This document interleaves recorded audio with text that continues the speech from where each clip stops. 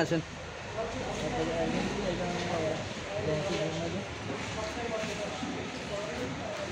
দাঁড় করান।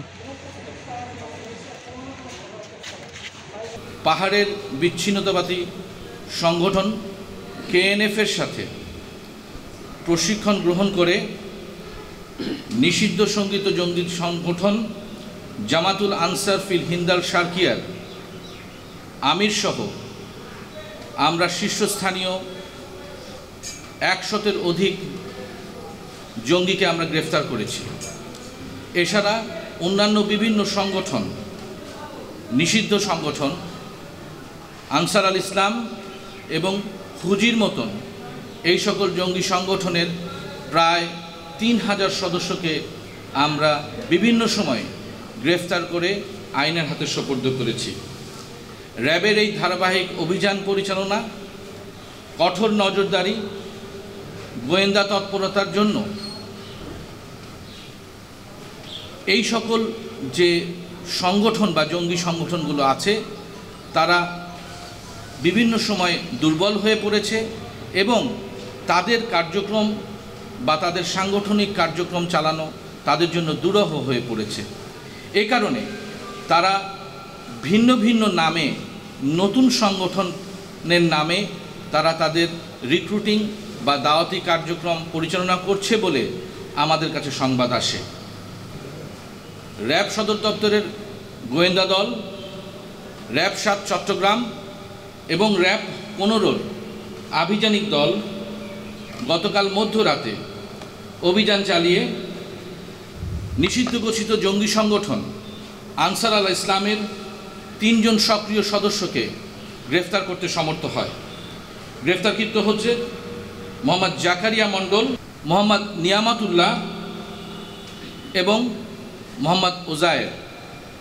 মোহাম্মদ জাকারিয়া মণ্ডল তার বাড়ি ইসলামপুর জামালপুরে এবং অন্য 2 জন যে গ্রেফতারকৃত তাদের বাড়ি হচ্ছে একজনের বোরহানুদ্দিন ভোলায় এবং অপরজন ফেনীতে। তাদের কাছ থেকে আমরা বিভিন্ন উগ্রবাদী পুস্তিকা, লিফলেট এবং বিস্ফোরক তৈরির ম্যানুয়াল এবং মোবাইল ফোন জব্দ করেছি। গ্রেফতারকৃতদেরকে জিজ্ঞাসাবাদ এবং আমাদের অনুসন্ধানে দেখা গিয়েছে যে এই গ্রেফতারকৃতরা জঙ্গি সংগঠন আনসার আল ইসলামের সক্রিয় সদস্য।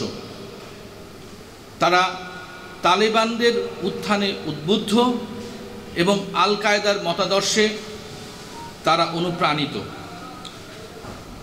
র্যাবের নিয়মিত অভিযান এবং গোয়েন্দা নজরদারিতে যখন আনসার আল ইসলামের শীর্ষস্থানীয় নেতৃবৃন্দ ধরা পড়েছে, এর ফলে তাদের যে কার্যক্রম সেই কার্যক্রম যখন স্তিমিত হয়ে পড়েছিল তখন দলের কার্যক্রমকে বেগবান করার জন্য বা গতিশীল করার জন্য নতুনভাবে কর্মী নিয়োগ এবং দাওয়াতি কার্যক্রমকে চালু রাখার জন্য তারা একই মতাদর্শের নতুন একটি নাম আশ-শাহাদা অথবা শাহাদাত নামের নতুন একটি দল খুলে তারা রিক্রুটিং কার্যক্রমে নিয়োজিত ছিল।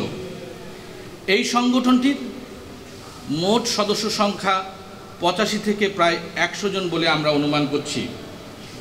গ্রুপের প্রধান হাবিবুল্লাহ এবং আমির সালাউদ্দিন আমাদের পার্শ্ববর্তী দেশের কোনো একটি জায়গায় অবস্থান করছে এবং এই হাবিবুল্লাহ আপনারা জানেন যে খুবই সম্প্রতি পার্শ্ববর্তী দেশের একটি নিকটবর্তী অঞ্চল থেকে পুলিশ তাকে গ্রেফতার করেছে। মূলত এই সংগঠনটির আমির যে সালাউদ্দিন, এই সালাউদ্দিনের সাথে বিভিন্ন অ্যাপসের মাধ্যমে গ্রেফতারকৃতরা যোগাযোগ করত। এই অ্যাপসগুলো হচ্ছে হোয়াটসঅ্যাপ গ্রুপ, টেলিগ্রাম কিংবা বিআইপি সামাজিক নেটওয়ার্ক। এর মাধ্যমে তারা অত্যন্ত গোপনীয়তার সাথে এসব নিজেদের মধ্যে আলোচনা সারত এবং নেতৃবৃন্দের সাথে তারা যোগাযোগ করত। এই সংগঠনটির মূল উদ্দেশ্য হচ্ছে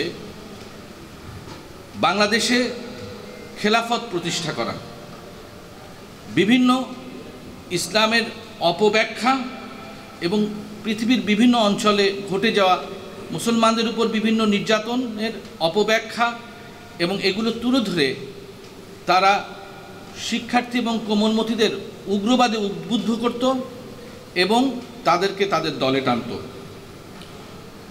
গোয়েন্দা তথ্যের ভিত্তিতে তাদের জিজ্ঞাসাবাদে জানা যায় যে এই যে গ্রেফতারকৃত যারা আছেন তাদের মধ্যে একজন, যিনি জামালপুরের অধিবাসী, সেই